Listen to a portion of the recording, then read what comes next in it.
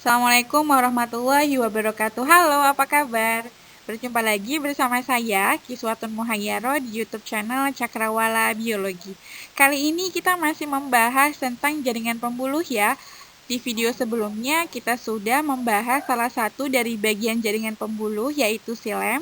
Nah, di video kali ini kita akan lanjut membahas bagian lain dari jaringan pembuluh yaitu floem. Terlebih dahulu kita bahas kedudukan dari jaringan floem, di mana pada jaringan tumbuhan, jaringan floem ini bagian dari jaringan permanen ya. Nah, kalau kalian lihat pada slide ini, di sini terdapat bagan di mana jaringan tumbuhan itu dibagi menjadi dua, yaitu ada jaringan meristem dan jaringan permanen atau dewasa. Nah, jaringan meristem pun jika dilihat dari cara pembentukannya, maka dibagi menjadi 3 bagian, yaitu promeristem, kemudian meristem primer, dan meristem sekunder. Kemudian jaringan meristem ini dibagi berdasarkan letaknya, maka ada 3 jenis, yaitu meristem apikal, meristem interkalar, dan juga meristem lateral.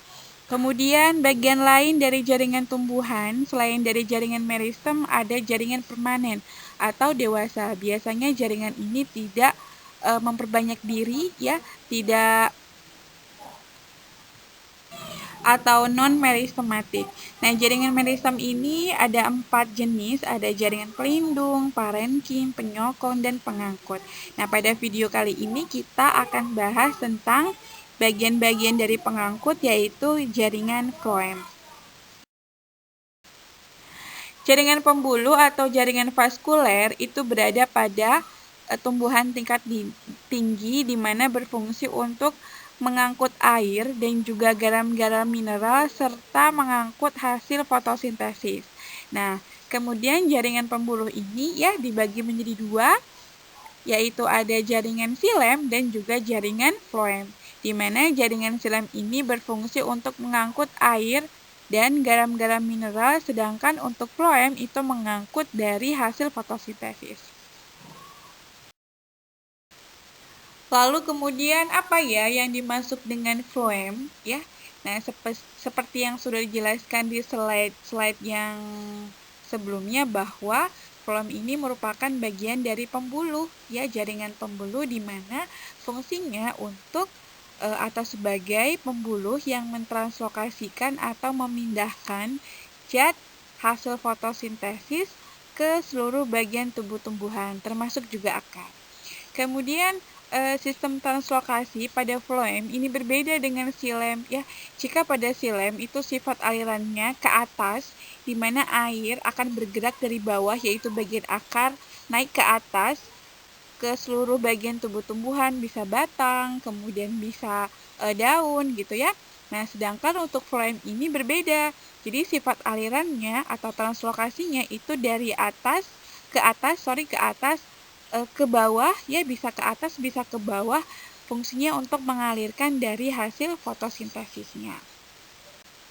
Agar lebih memahami bagaimana aliran baik itu pada silem maupun pada floem, kalian bisa lihat pada gambar di slide ini ya, dimana untuk silem itu gambarnya ada di sebelah bagian dari kiri, dimana pada gambar ini terlihat bahwa aliran untuk silem itu dari bawah ya, organ akar menuju ke atas, diedarkan ke batang maupun ke daun. Sedangkan untuk yang floem, nah floem ini lebih berbeda dibandingkan dengan silem di mana alirannya itu bisa naik ke atas maupun ke bawah, ditranslokasikan ke seluruh bagian tubuh tumbuhan, baik itu akar maupun pada pucuk pada batang.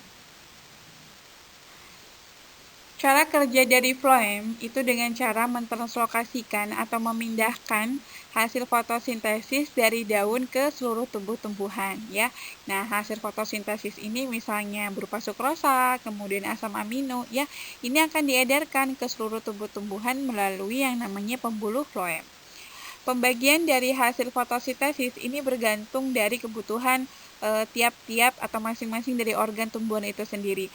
Misalnya pada buah ya, Nah, untuk pembentukan buah itu membutuhkan energi yang lebih banyak dibandingkan dengan pertumbuhan lainnya. Oleh karena itu, hasil fotosintesis ya pada saat fase pembentukan buah maka bisa ditranslokasikan ke daerah organ buah ini untuk mendukung dari perkembangan buah. Nah, proses ini dikenal dengan yang namanya aliran tekanan, di mana tekanan konsentrasi hasil fotosintesis yang tinggi biasanya ada pada daun ya, itu akan bergerak atau dialirkan kepada daerah organ atau daerah-daerah dari tumbuhan yang memiliki konsentrasi hasil fotosintesis yang rendah. Kemudian, sel pada xilem itu mati ya, tapi untuk sel pada floem ini selnya hidup. Kenapa? Jadi untuk xilem, kita bandingkan dengan xilem ya, dan xilem ini selnya mati diakibatkan air ataupun zat hara yang diserap itu diserap secara pasif kemudian ditarik ke atas. Sedangkan untuk pada floem itu ada sistem pemompaan ya ke dalam pembuluh oleh pompa molekul dalam plasmalema. Kemudian apa saja yang mendukung ataupun yang menyusun dari floem? Nah, floem ini disusun ataupun terdiri dari bagian-bagiannya gitu ya. Ada unsur tapis, kemudian sel pengiring atau sel pengantar, yang ketiga ada serabut floem, dan terakhir ada parenkim floem. Kemudian untuk unsur-unsur dari penyusun floem ini kalian bisa saksikan dan lihat gambar di slide ini ya. Berdasarkan perkembangannya, jaringan floem itu dibagi menjadi dua jenis ya. Ada floem primer dan juga floem sekunder. Nah, floem primer ini adalah jenis floem yang terbentuk selama pertumbuhan primer dari kelompok angiospermi dan juga gimnospermi. Pada saat pertumbuhan primer, floem primer ini berdiferensiasi ya dari prokambium. Nah, kalau kalian masih ingat pada pembelahan jaringan meristem ya, dimana ketika pertumbuhan primer jaringan meristem itu membentuk 3 jaringan. Ada jaringan protodermis ya yang nanti akan berdiferensiasi menjadi epidermis ataupun jaringan dermal. Kemudian ada prokambium yang akan membentuk kambium termasuk jaringan vaskuler ini ya, floem primer, dan terakhir ada jaringan dasar yang nantinya akan membentuk parenkim dan juga turunannya. Nah, floem primer ini berdiferensiasi nantinya akan membentuk protofloem dan juga metafloem. Nah, kemudian untuk floem sekunder ini adalah jenis floem yang terbentuk selama pertumbuhan sekunder ya pada kelompok angiospermi dan juga gimnospermi. Angiosperminya itu lebih ke kelompok dikotil ya, lebih banyak dikotil dan sebagian kecil dari monokotil. Kemudian sel-sel kambium vaskuler ini menimbulkan floem sekunder. Nah, untuk lebih jelasnya tentang floem primer dan juga floem sekunder perkembangannya, kalian bisa lihat gambar di slide berikutnya ya, yang memperlihatkan tentang pertumbuhan sekunder, terutama pada batang yang diamatinya secara melintang. Pada slide ini menampilkan gambar dari sayatan melintang pada bagian-bagian batang dikotil, di mana pada gambar sayatan batang paling atas ya, yaitu gambar A, cenderung mengalami pertumbuhan primer, sedangkan makin ke bawah yaitu pada sayatan melintang batang yang ditunjukkan oleh gambar B dan juga C itu mengalami pertumbuhan sekunder. Kemudian kita review lagi apa itu pertumbuhan primer dan juga apa itu pertumbuhan sekunder gitu ya. Nah, pertumbuhan primer ini merupakan pertambahan panjang dari batang maupun pada akar ya, yang diakibatkan oleh aktivitas dari jaringan meristem apikal. Nah, untuk pertumbuhan sekunder itu merupakan pertambahan dari volume batang akibat dari aktivitas meristem lateral. Nah, akibat dari meristem axial tersebut nantinya untuk pertumbuhan sekunder ini akan menghasilkan kambium dan juga kambium gabus. Nah, kambium ini nantinya akan menghasilkan xilem sekunder dan juga floem sekunder. Sedangkan untuk kambium gabus nanti akan menghasilkan suatu kulit ya yang nantinya untuk menggantikan epidermis. Kemudian untuk pertumbuhan sekunder ini terjadi pada kelompok tumbuhan Gymnospermae dan juga Angiospermae ya. Berarti kelompok-kelompok tumbuhan berbiji yaitu spermatopita. Untuk Angiospermae-nya kelompok dikotil ini lebih mendominasi ya terjadinya pertumbuhan sekunder dibandingkan dengan kelompok monokotil.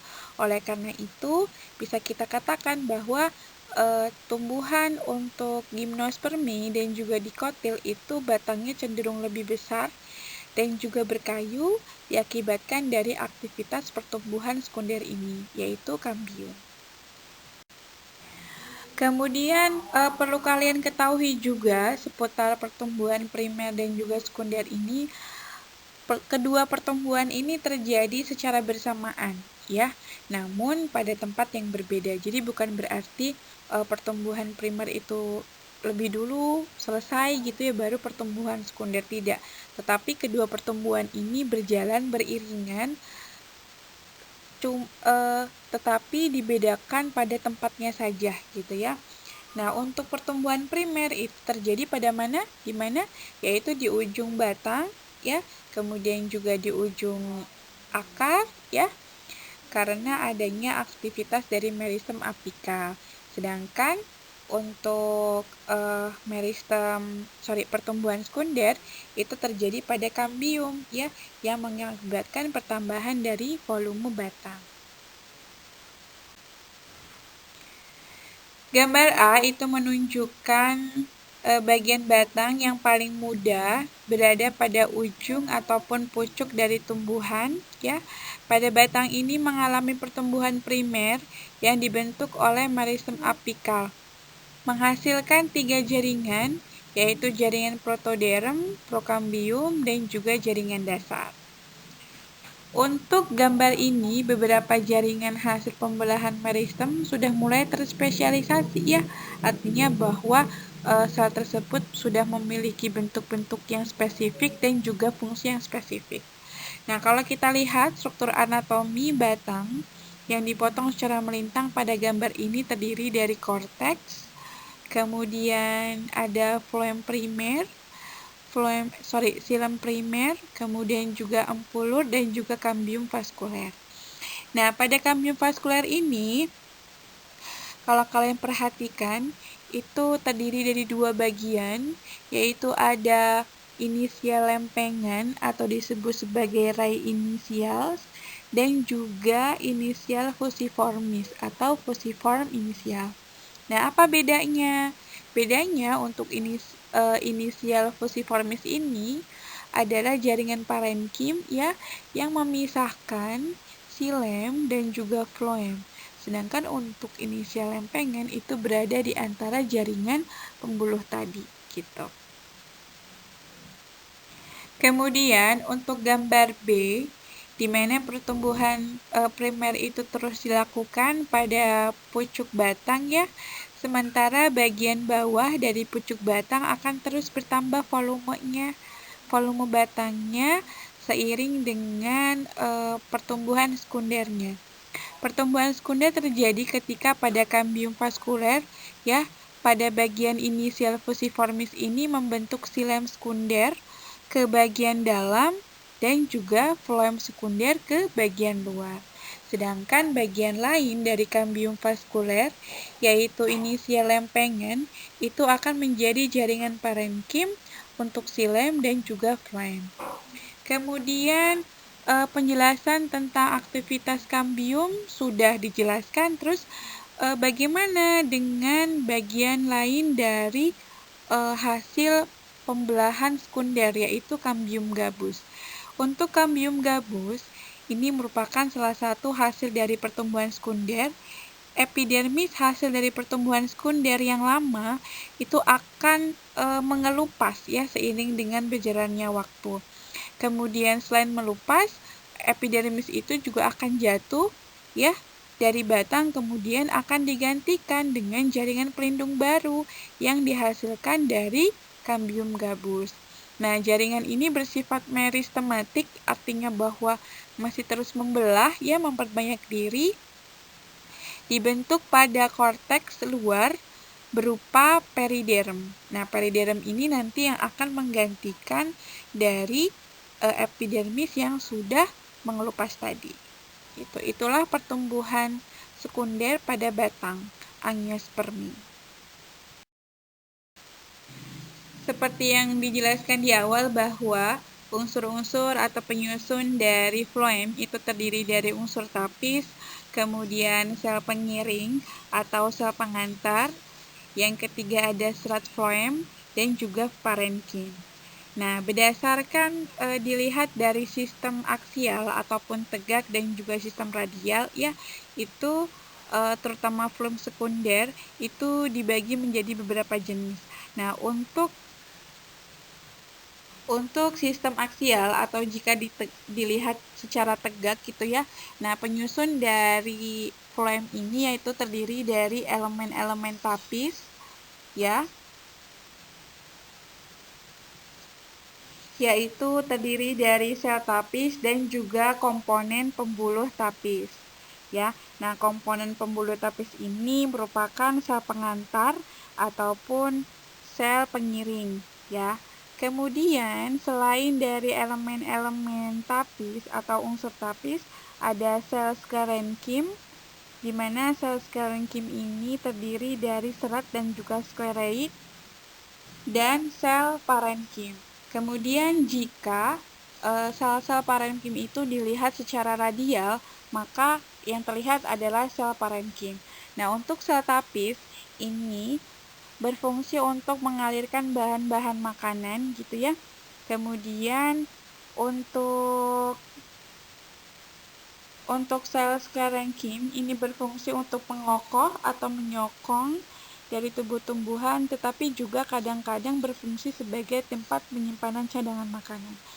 Dan untuk sel parenkim, terutama pada sistem radial, itu juga berfungsi untuk menyimpan cadangan makanan pada tumbuhan.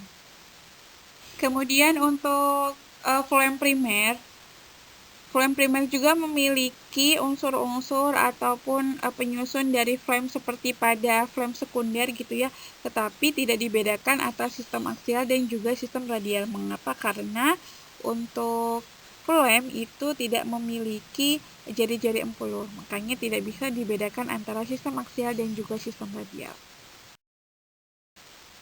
Berikut ini adalah gambar-gambar ilustrasi dari komponen yang menyusun floem sekunder pada suatu tumbuhan dikotil ya, dimana untuk gambar A sampai dengan gambar E itu adalah jenis sel pada floem sekunder yang disayat atau dipotong secara memanjang ya. Kemudian untuk F sampai dengan J itu adalah jenis sel pada floem sekunder yang disayat secara melintang. Untuk gambar A dan juga J itu adalah contoh dari jenis sel berupa serat ya, dari sel penyusun floem sekunder. Kemudian untuk yang B dan juga F itu adalah komponen pembuluh tapis ya, yang B itu dipotong secara memanjang, kemudian yang F itu jika dilihat secara sayatan melintang berupa atas dari daerah atau komponen pembuluh tapis berupa papan tapis.